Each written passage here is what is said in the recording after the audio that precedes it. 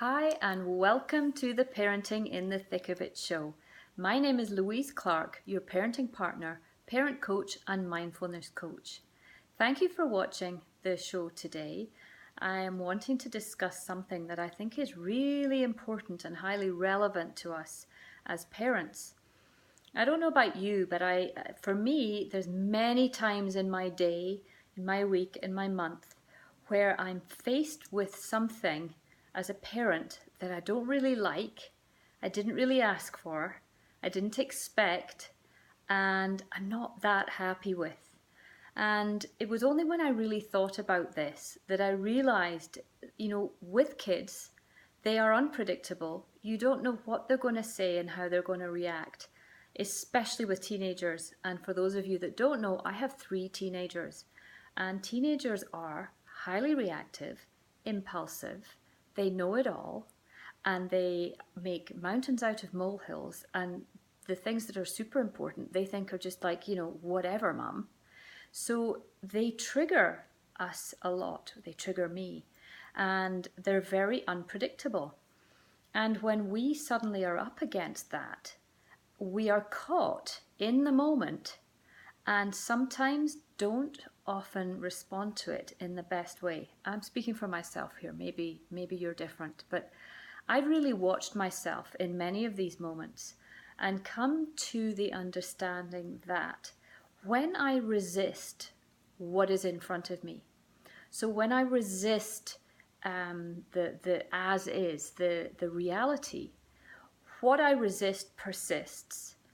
And it tends to just go on, and it can snowball and become worse. But when I actually take a minute and accept it for being as it is, because it is, there's nothing we can do about it. They have had a meltdown, or they've argued with you, or they've just told you they're going to quit their tennis lessons. There's really nothing you can do about it in the moment. You can argue back, you can defend yourself, you can say whatever you want, but the moment is. So what can we do in the moment to try and make it easier for us?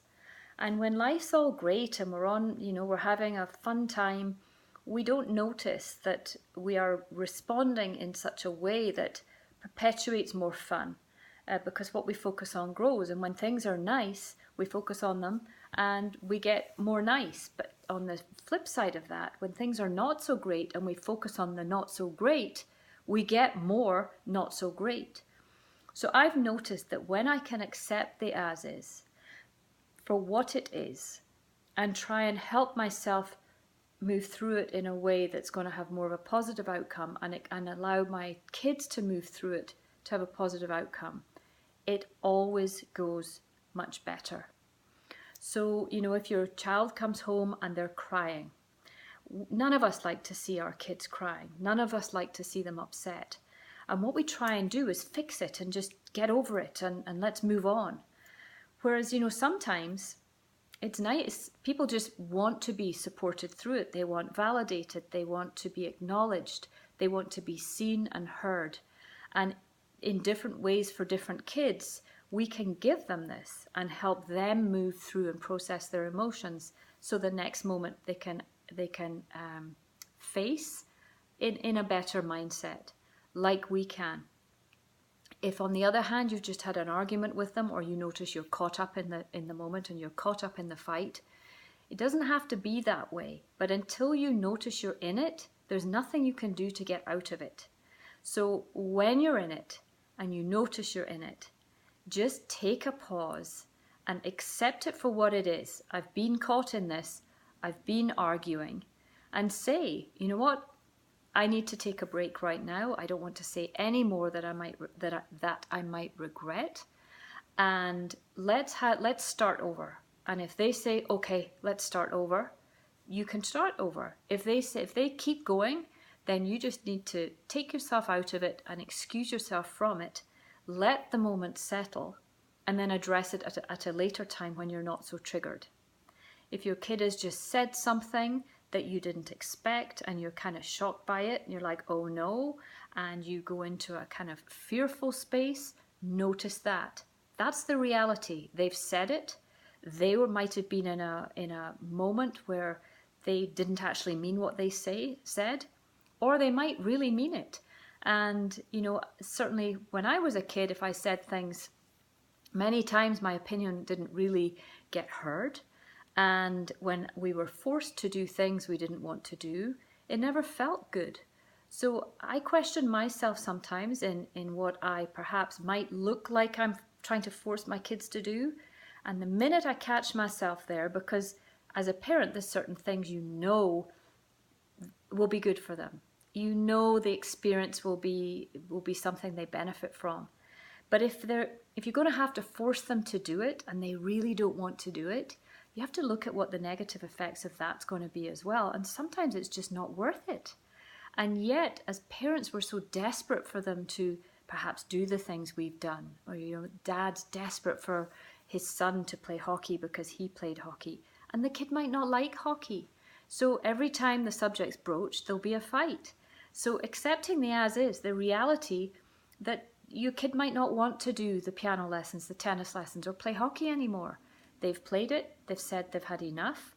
So meet them there, accept that, and find a way to move forward. And it might be just a heat of the moment thing where they've had a bad time on the field, or they didn't get their piano piece right and they say they want to give it up. Just let the moment go, don't react to it, just accept it and address it, come back to it and find out whether it really is something they want to quit, and that they're at this point, this stage in the session, so there's still 3 sessions remaining or 5 sessions remaining. So what are you going to do to get you to the end? How can you encourage them to go and finish it off if you don't want them to quit mid-season or mid-term?